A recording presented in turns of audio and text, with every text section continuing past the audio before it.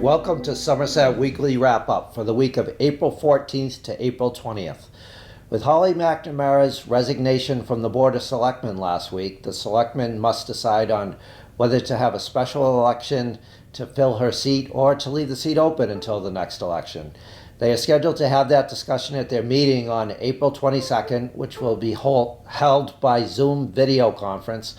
Town Clerk Dolores Burge has said that at least 60 days notice would have to be given to the public before a special election. She has said she will be suggesting possible dates for a special election. Candidates would run to finish McNamara's term, which has 1 year left on it, and then could run for a 3-year term on the board next year. McNamara resigned last week after a long speech, citing issues in the Brayton Point section of Somerset that she said have been impacting the town. Resident Kathy Souza, one of the leaders of Save Our Bay Brayton Point, has already expressed an interest in running for the open seat in the election. Some other candidates have been suggested on social media, but we'll have a better idea of who will run for the seat when the nomination process is opened up.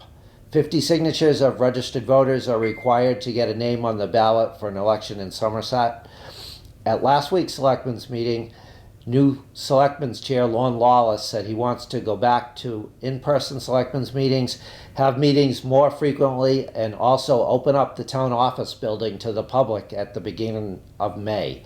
Town Administrator Richard Brown said the town has been in the COVID-19 red zone for the past couple of weeks and would be more comfortable with doing things like having in-person selectmen's meetings and opening the town office building up to the public after Somerset has been out of the red zone for a few weeks. Somerset Police Chief George McNeil wants to start a revolving fund with administrative fees from details and cruiser fees that would be used to purchase cruisers, motorcycles, and other equipment at the police department instead of using taxpayer money.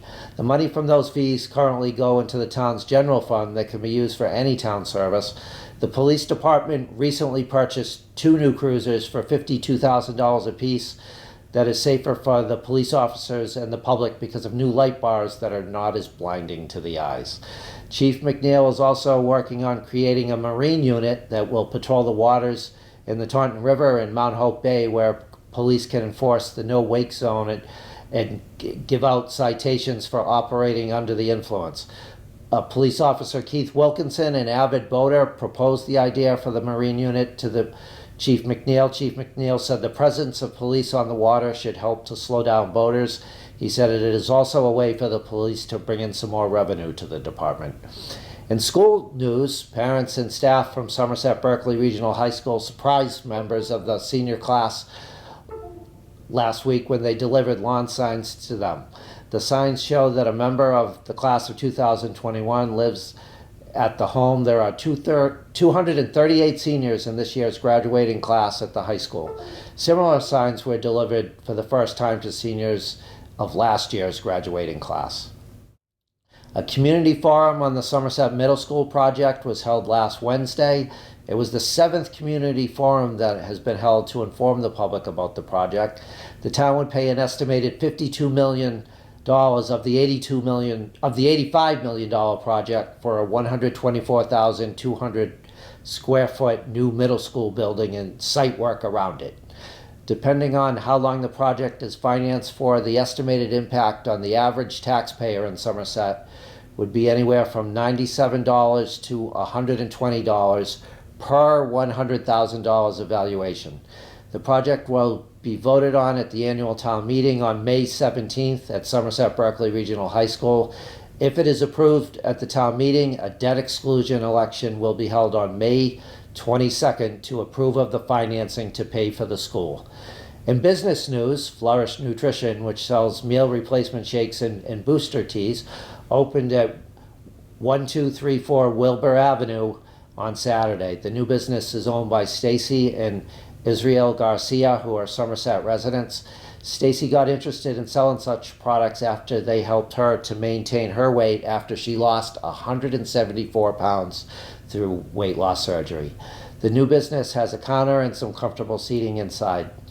Selectmen Lorne Lawless and Alan Smith visited the business on Saturday for a ceremonial ribbon cutting. In sports, Cammie Crook scored her 100th career high school goal for the Somerset Berkeley Regional High School field hockey team. Crook, who is the daughter of SBRHS coach Jen Crook, was the 2019 Division I Player of the Year in Massachusetts and has been a key player in 2 state championship teams. She will be playing field hockey at Providence College.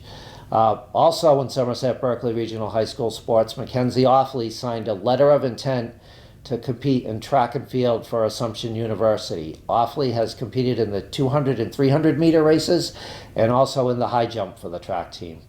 On Saturday at St. Thomas More Church, 2 couples renewed their vows after many years of marriage. Thomas and Ann Dorgan renewed their vows just before they were to celebrate their 65th wedding anniversary. Joe and Susan Brillo renewed their vows on the same day that they were celebrating their 50th wedding anniversary. Reverend David Costa officiated the ceremonies at the 4 o'clock Mass at St. Thomas More. On Saturday, April 24th, Somerset Youth Josephine Lavoie will be hosting an Earth Day cleanup. Anyone from the public who would like to participate can come to the Somerset Old Town Hall located at 1458 County Street starting at 9 a.m.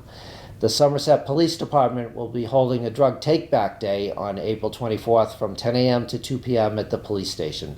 The public can drop off old and unused prescription drugs to the police station. The Somerset Police are participating in National Drug Take-Back Day. The Somerset Recreation Department this week started construction on the new Big Red Slide at Pierce Beach Park. The slide is expected to be finished by the end of this week, but there's also some landscaping and some clearing of the land around it that has to be done before it can be open to the public. Recreation Director Barry Fontaine says he expects it to be open to the public around the first week of May. Thanks for watching, and we will see you next week with the Somerset News.